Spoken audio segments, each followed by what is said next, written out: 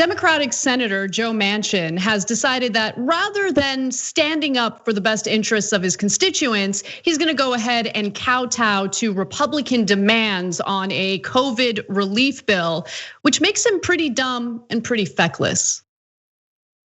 One of my prayers is that the Republicans will take back their party. Things keep dripping out, drip, drip, drip, and the truth comes out.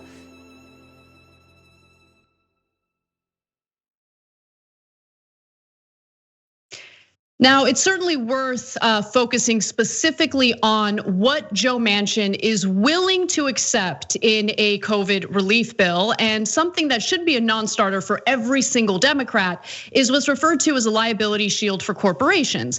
Now, this liability shield would prevent companies from facing lawsuits regarding wrongful death or illnesses tied to coronavirus as a result of these companies failing to do what's necessary to protect their workers. Now, Joe Manchin apparently is very much in favor of this and decided to make it abundantly clear through public statements. Let's take a look. Now, Chris, the bottom line is there's a lot of parts to this bill. And in the spirit of compromise, you have to work through all of that.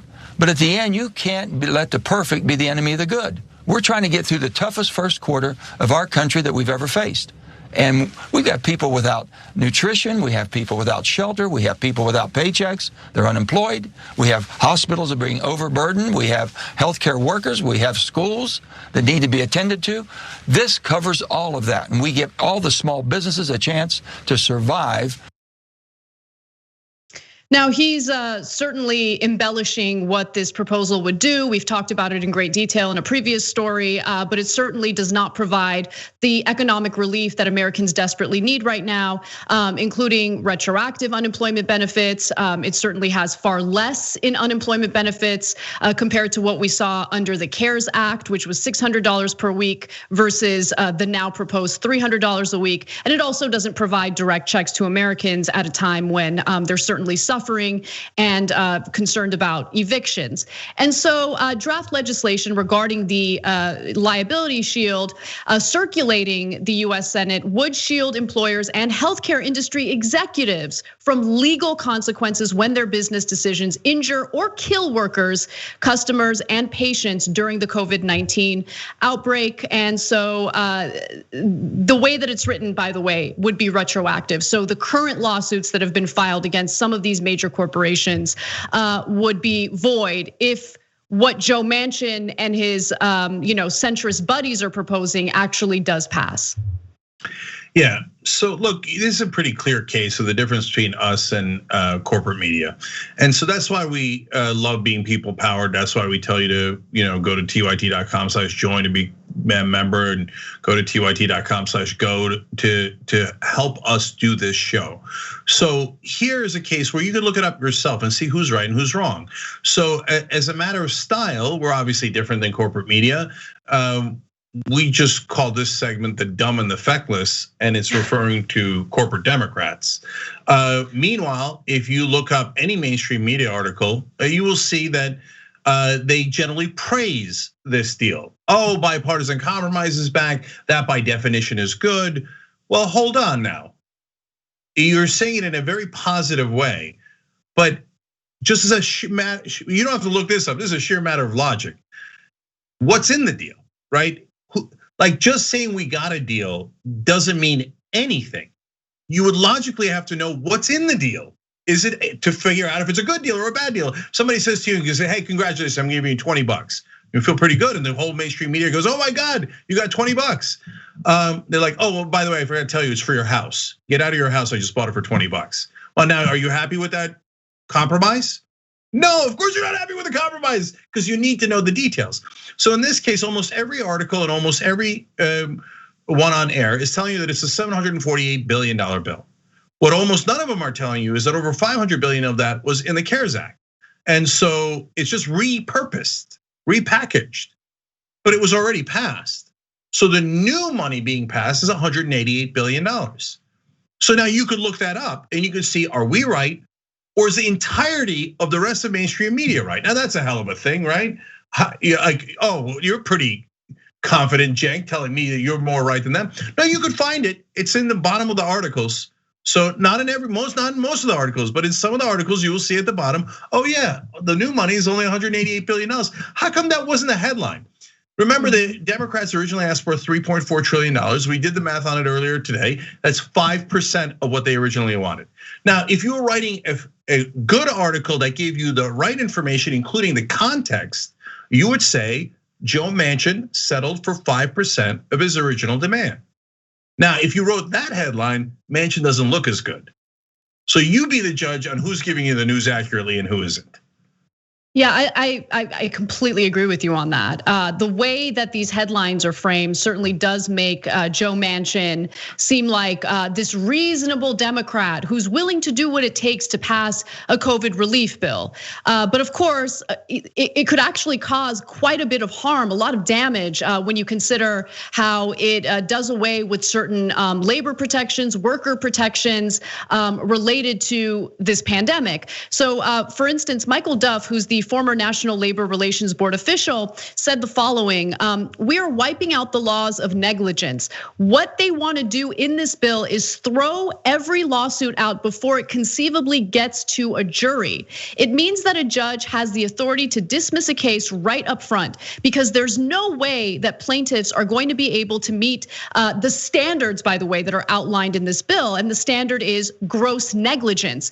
The legislation essentially says that the plaintiffs here would have to prove gross negligence, which is a conscious, voluntary act or omission in reckless disregard of a legal duty, and that's an incredibly high standard.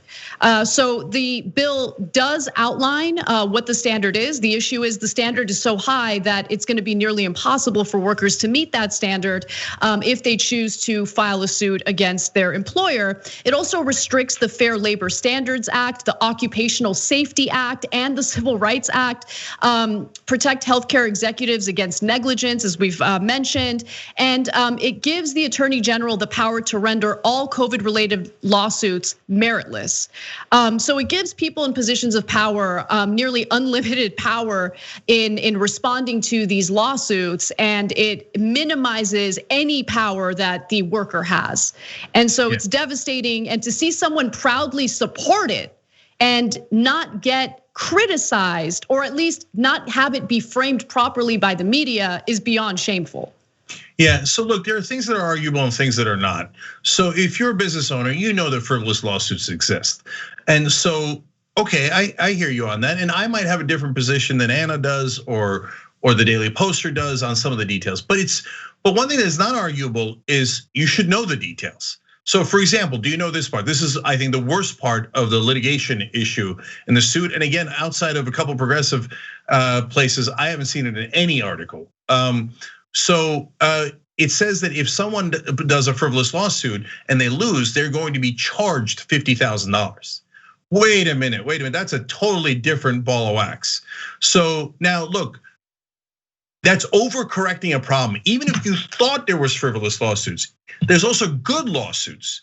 And so obviously the way you tell that is you go to court, right? But if you're a worker and you don't have $50,000, and what they don't tell you, and this is really important, is that not only can you not sue because it'll bankrupt you if you lose, and they have all the lawyers in the world and you don't, especially at giant corporations, right? But no lawyer might take your case, in which case that's it.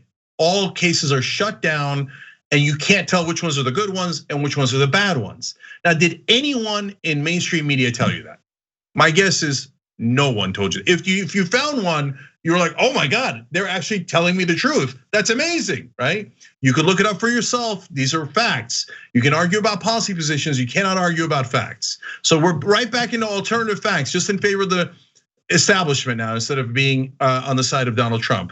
And again, on the issue of the percentages, you could say, if you say that any bipartisan compromise is good, and Joe Manchin getting just 5% of what Democrats originally wanted is good, by that definition, isn't 2% or 1% or 0.5% also good because you had a deal? Again, they don't share any of that information with you. You might have a different opinion if you knew that it was only 5% of what the Democrats originally asked for. You might still agree with it, but that's for you to decide once you have all the information. We share that information with you And we're not against compromise, and we're not doctrinarian. We have a range of opinions about these different issues. But it's supposed to be the job of the media to be honest with you, and that's what we do here. And I wish that others would take that kernel that they got from the Trump era of challenging the powerful and actually apply it to the most important thing, which is establishment Democrats and establishment Republicans who actually run this country.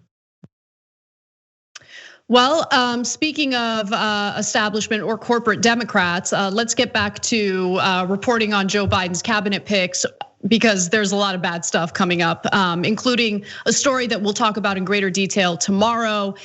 He has, there's word that he's gonna choose Pete Buttigieg as his transportation secretary. Again, we will discuss that in greater detail tomorrow. But for today, let's talk about what we can maybe do to prevent a terrible cabinet pick moving forward. So, TYT Investigates has found that one of Biden's top aides is being considered as a cabinet pick, and it's a disastrous situation because of his past in trying to privatize public education in the United States. His name is Bruce Reed, and he's reportedly up for a role within the new administration. It's unclear what that role will be.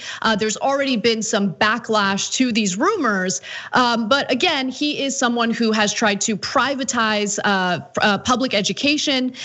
After leaving the Obama White House, he went on to work for organizations that actually worked pretty closely with Betsy DeVos, and even funded organizations that Betsy DeVos was involved with the whole effort of privatizing schools. So tax records, as Jonathan Larson at TYT Investigates reports, show that while Reed was president of one of these organizations meant to privatize schools, it's known as the Broad Foundation, supported several groups tied to DeVos. One longtime DeVos associate employed by some of those groups now leads a policy for DeVos at the Department of Education. The Broad Foundation has drawn scrutiny for its attempts to reshape public education in its hometown of Los Angeles. Broad and his foundation directly and indirectly backed political candidates favorable to his agenda, and he has trained superintendents and others to run public schools around the country his way or to shut them down. Now, Reed has been an outspoken proponent of charter schools for decades, championing their rise inside the Clinton White House, where he led the Domestic Policy Council. But although Reed has publicly drawn the line at for-profit charter schools and vouchers, the Broad Foundation funded organizations that supported both. So it gives you a sense of where his priorities have been and what kind of work he did when he wasn't working for the government.